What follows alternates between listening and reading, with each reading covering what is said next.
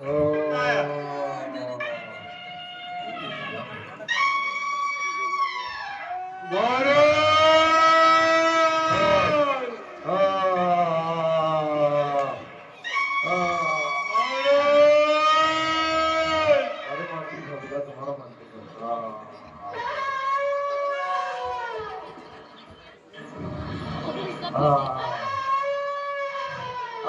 भगवान, अब बहुत हो गया। अब मुझे ही कुछ करना होगा। अरे जब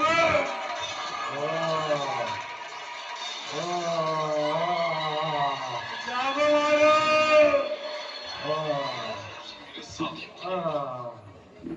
जागो मारो।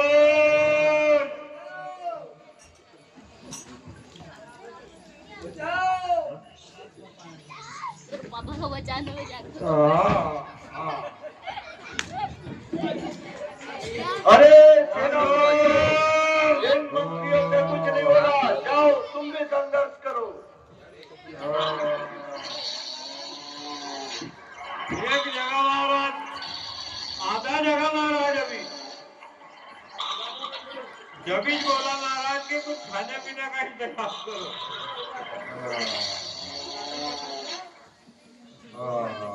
टेंट सजग देना महाराज।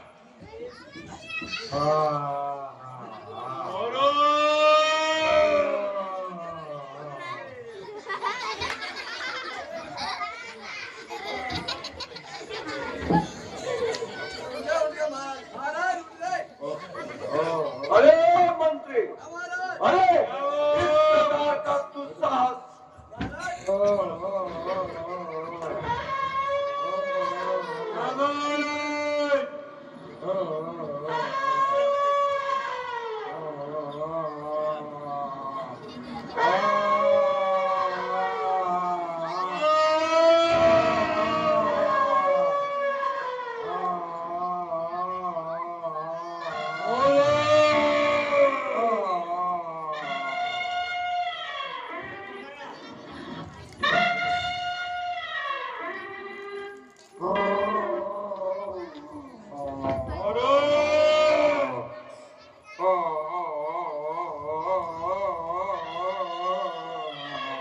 अरे मंत्रियों, एक काम करो। अरे नए लेके चले। सुन रहे क्या? अरे मंत्री रुको। नए लेके एक फोन लगाने से नहीं उठ रहे हैं। तुम एक काम करो। अरे सिलाटा जाओ और वहां से डीजे लेके आओ। उसकी आवाज से उठाने की कोशिश करो। नहीं, सिराडा से जाओ, वहां का डीजे ज्यादा आवाज करता है। नहीं, वहां का नहीं चलेगा। अच्छा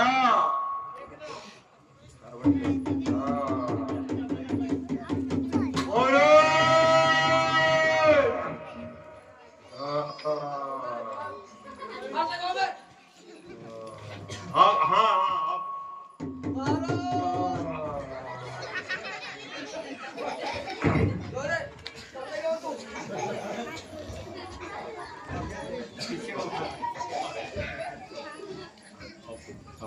अरे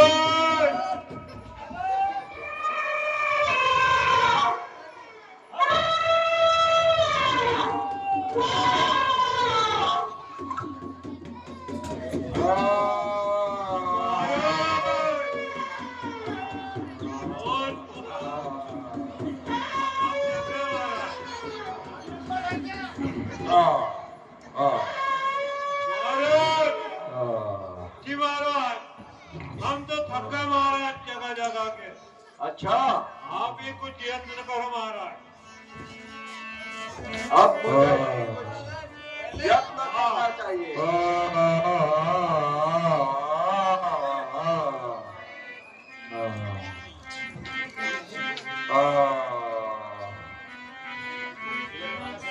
अरे जागो जागो वीर मामा, अरे कुंभकर्ण रणधीरा, और वीर शासन पे बड़ी आई कर भीर।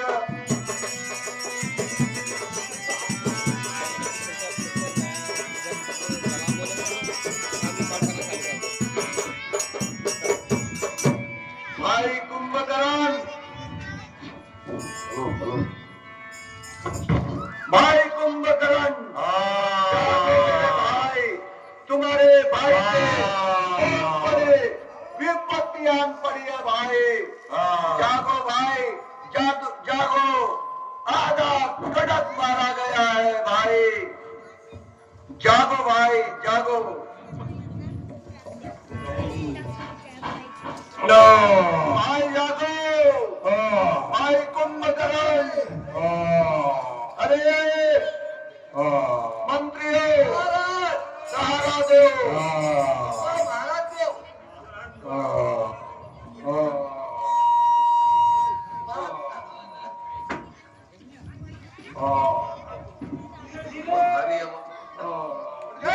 अरे नींद में आए तुम, कहीं दब के मर नहीं महाराज। हम वो पूरे महाराज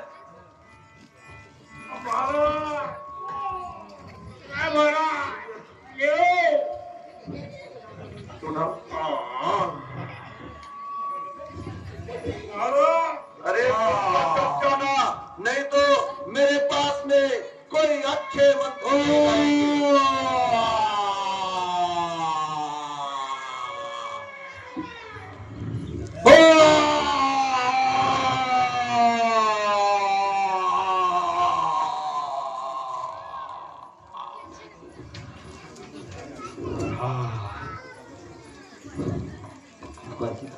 और दसमुख ने जी क्षण किए यत्न महान महान, जैसे तैसे जग उठाए जे करण बलवान। भाई कुंभकर्ण,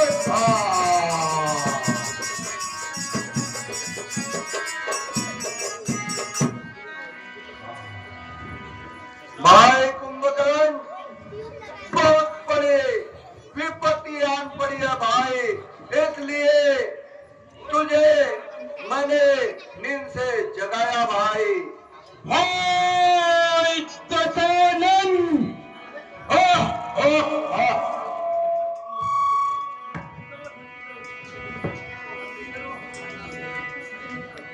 जवाब दे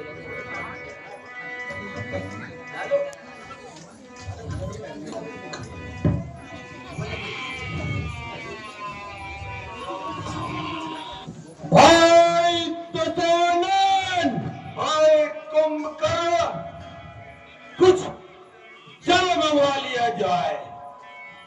जल? जी महाराज। जी भाई, एक काम करो। अरे मंत्रियों, महाराज, अरे वो जो नील सेठ आपने यहाँ पे उनका टैंकर मंगाया जाए, उससे ही भाई कुंभकर्ण की प्यास बुझेगी। महाराज, वो शेर घर पे है, यहाँ पे भी रामशंकर भवन महाराज। अरे एक टैंकर से नहीं बुझी भाई, तो दूसरा टैंकर के लिए रामशंकर भवन के पास से भी टैंकर मंगाया जाए। और दूसरा टैंकर में भी प्यास नहीं बुझी तो दिनेश गाकरे जो अपने को फ्री में सेवा देते हैं महाराज, अरे उनका भी टैंकर बाद में मंगाना। अगर पहले मंगा लिया तो उसको पता चल जाएगा। हाँ, सरकारी टैंकर की व्यवस्था खस्ता है अभी। अरे अभी खस्ती है, उसका टैंकर से पानी बगरता रास्ते में ही आधा खाली हो जाएगा। ऐसा है। अरे सुनो महाराज, अरे ड्राइवर नहीं मिलेगा तो काम चलाने के लिए अपना रवि बारंग है ना, अरे वाह, ये ऐसे ही काम करते रहता है। जो अपने रामलीला में हमेशा पोहा बनाते हैं ना, उनको ले जाना। अरे दूसरे टैंकर के लिए रामपाल को लेते हैं। और तीसरा टैंकर, अरे तू नहीं भाई वो पंकज जो अपने लास्ट में मकान है ना उसका लंका के एकदम आखिरी में, बस उसी को लेके जाना क्योंकि उसको क्लच ठीक है महाराज, ये सिर्फ बकवास करते हैं। महाराज चल नहीं पिला सके। चल जल्दी जाओ। चलो महाराज, अभी आ रहा है। रुद्र भाई। हाँ भाई। अरे क्यों भाई, क्यों बात है? अच्छा अरे शीघ्र मुझे बतलाओ। अच्छा भाई। आज बताते बिरन और भक्ति रही तो लखोए।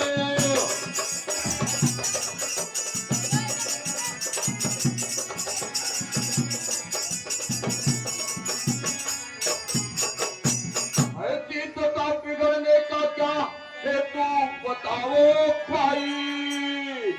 और चंद्र समान इस दसों मुखों पर आज श्यामता छाई।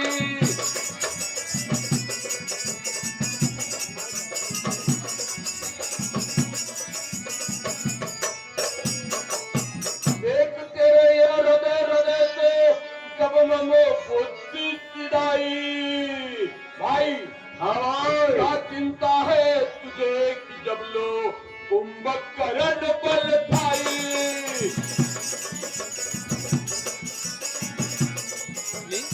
फोटो ले ले, फोटो भी ले लेना। बड़ी क्या विपत्ति आई कर दी, दीजिए सब पता कर दी।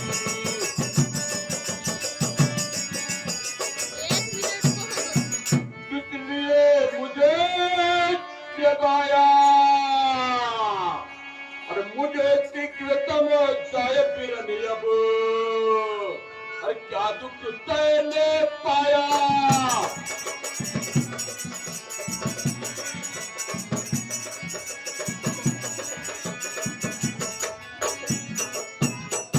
भाई दशानंद। हाँ भाई कुंभकर्ण।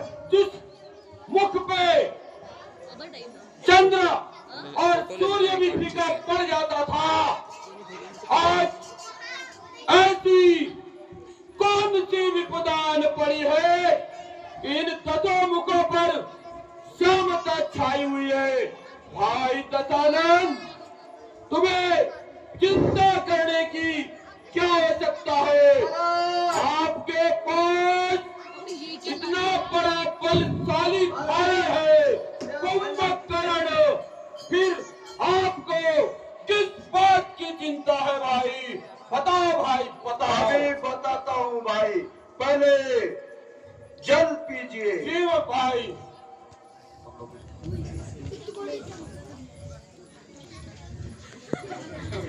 बहुत बहुत धन्यवाद तू तो।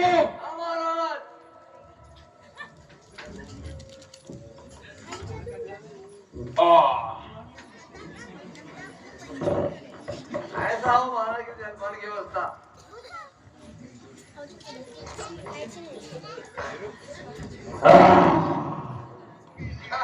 महाराज चलो।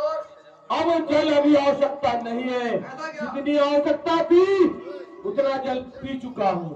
भाई दशानंद, इस दसों मुखों पर क्यों श्यामता छाई है, शीघ्रता से बताओ। आपका भाई आपकी चिंता को दूर करने के लिए खड़ा है भाई। सुनता है भाई कुंभकर्ण। जी भाई। अरे कुंभकर्ण वीरन मेरे, अरे सुन ले के करे ध्यान। बतलाता हो जिसने तुझे जगाया और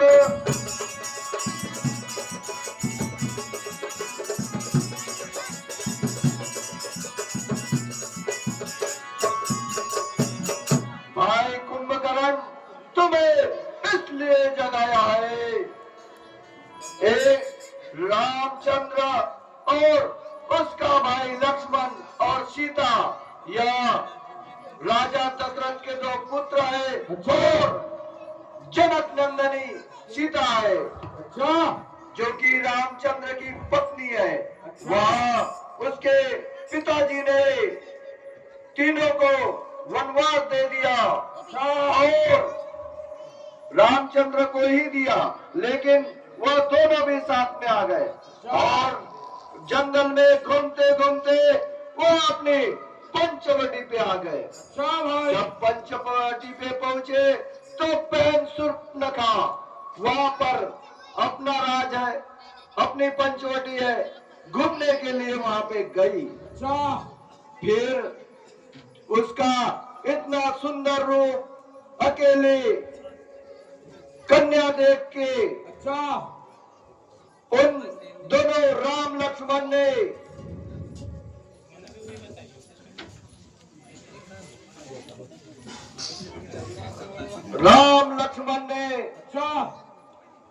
दोनों ने उसके साथ में अभद्र व्यवहार किया और बुरी नियत से उसके साथ में छेड़छाड़ की।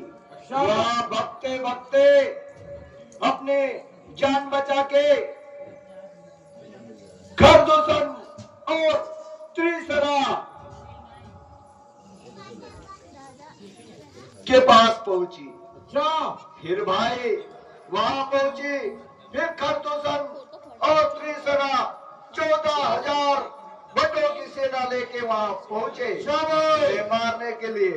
उनने उनको भी खरदूषण और तीसरा जो कि मेरी तरह बलशाली थे उनको मार गिराया भाई।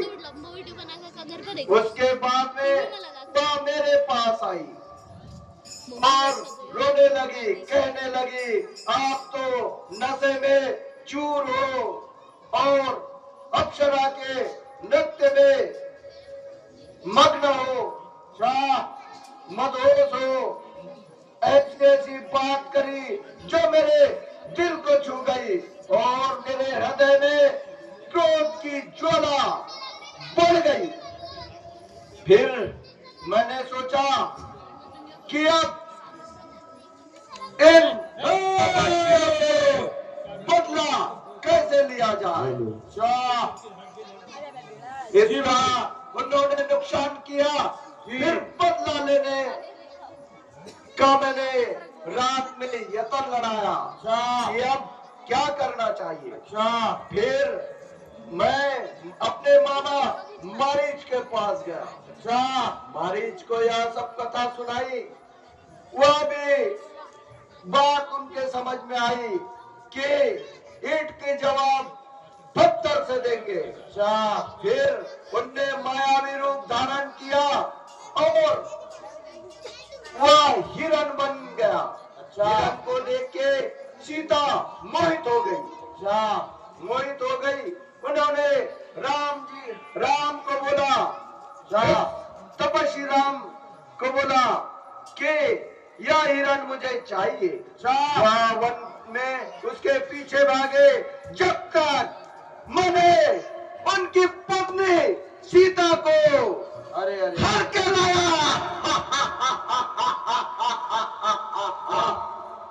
और हर के लाली बड़ा, तब मुझे दिल को सुकून आया। और फिर वह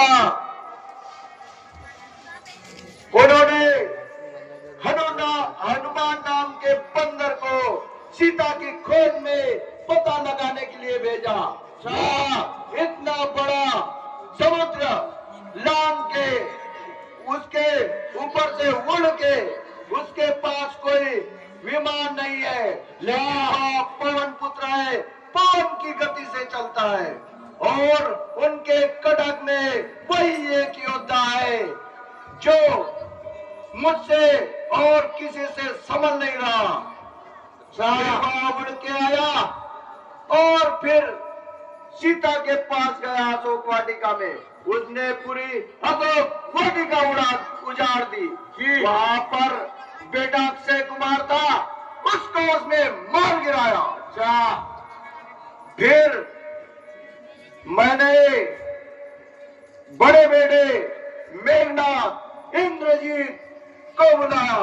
मैंने कहा उस हनुमान को मारना मत, उसको घसीट के लेके आना। अच्छा वहां गया और उसको बांधा और उसको लेके आया। अच्छा फिर हमने सोचा कि क्यों ना इस दुस्साहस के बदले इसकी पूंछ में आग लगा दी जाए। पूंछ में आग लगाई। आग लगाने से पहले पूरी लंका के कपड़े खत्म हो गए, लेकिन उसकी पूंछ वो मायावी भी है, उसकी बढ़ती गई कपड़े। तब फिर मैंने एक यतन और लड़ाया। अच्छा मैंने कहा कि सीता की साड़ी में से थोड़ा कपड़ा लाओ और उसकी पूंछ को बांध दो। अच्छा जैसे ही पूंछ को बांधे उसकी पूंछ छोटी हो गई। अच्छा। हमने आग लगा दी। अच्छा आग लगाई तो वो समुद्र में बुझाने की बजाय वो पूरे लंका भर घूमा और वहां पे पूरी लंका जला दी। मगर उसमें भी एक बात हो गई भाई कुंभकर्ण जी उस अपना भाई लंका भेदी विभीषण की मनैया बच गई। अच्छा और उसने भी मेरे दिल पे बहुत प्रहार किए।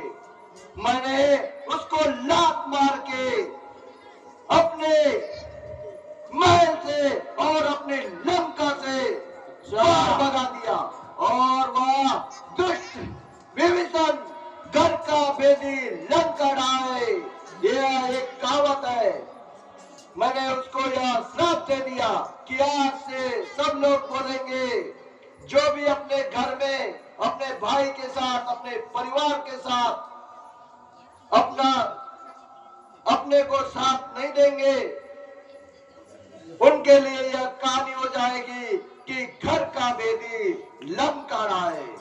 और वह चला गया और वह तपस्वियों के बैरियों के कटक में शामिल होगा भाई।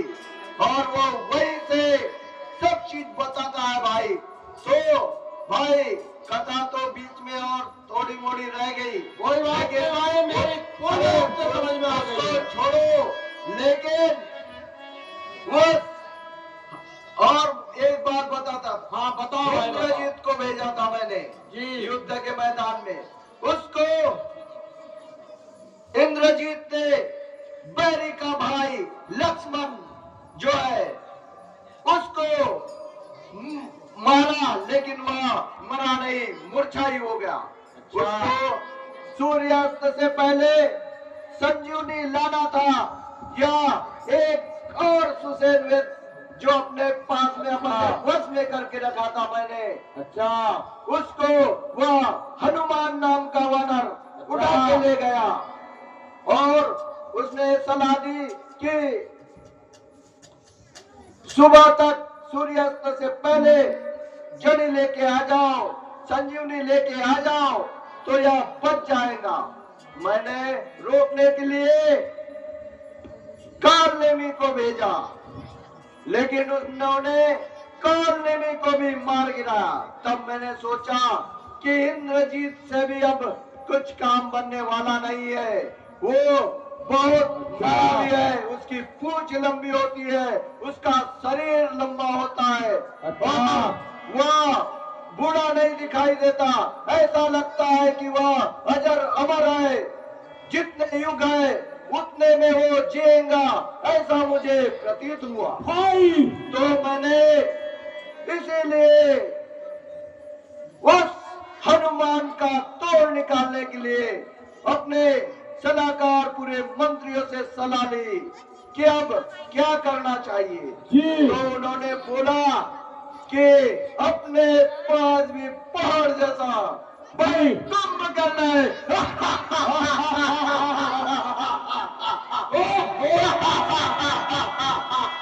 अरे इसी कारण भाई मैंने कुंभकर्ण को जगाया है। अब देखता हूँ वह कैसा वीर है। अच्छा भाई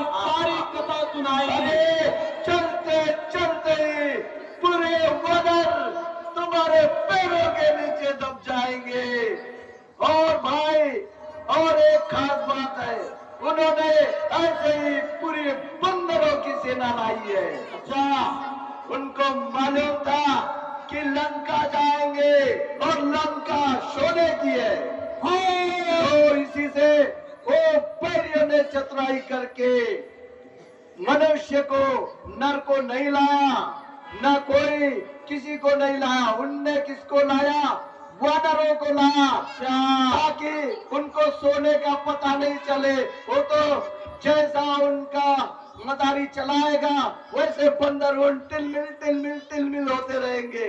भाई दत्तानंद, हाँ भाई, अब सुनाओ। क्रोध को शांत करो और तनक आराम करो। मैं बताता हूँ अब क्या उपाय करना चाहिए। ये तो अरे, देर हो गई। अरे दरबारो, जलपान की व्यवस्था मेरे लिए भी की जाए। महाराज को तो करा दी है। पहले भाइयों, तो शायद तेरा काम बन जाता। अब तू भी बोल दे, क्या चाहिए? हाँ ये भाइयों, 105 रुपए की राशि श्री विशाल बारंगे जो रसैया बारंगे का पुत्र है, जिसका कि आज जन्मदिन है। विशाल भैया जन्मदिन की हार्दिक शुभकामना। बहुत बहुत बधाई। तो ताली बजा दीजिए बालक के लिए। हैप्पी बर्थडे बेटा विशाल। जिन्होंने 105 रुपए की राशि भाई कुंभकर्ण और रावण के काम करने वाले को इनाम के रूप में दिया है।